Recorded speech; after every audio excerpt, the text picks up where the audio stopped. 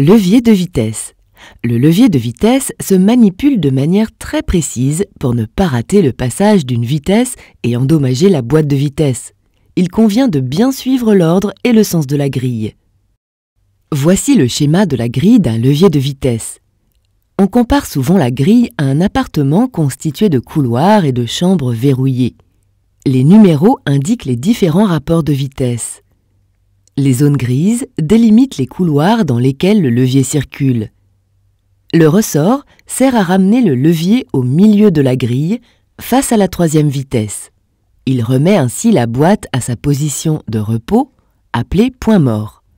La position point mort est la position de base du levier de vitesse car elle permet de neutraliser la boîte de vitesse en coupant le lien existant entre le moteur, l'embrayage et les roues. Pour vérifier avant de démarrer que l'on se trouve bien au point mort, faites bouger le levier de droite à gauche dans le couloir du milieu.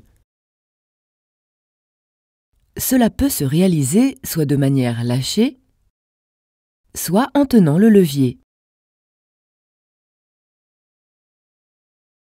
Pour passer une vitesse, il convient d'appuyer sur la pédale d'embrayage. L'embrayage fonctionne donc comme une clé qui permet de manipuler le levier et d'enclencher une vitesse. Sans l'embrayage, il est strictement impossible d'enclencher une vitesse. Le levier est comme bloqué.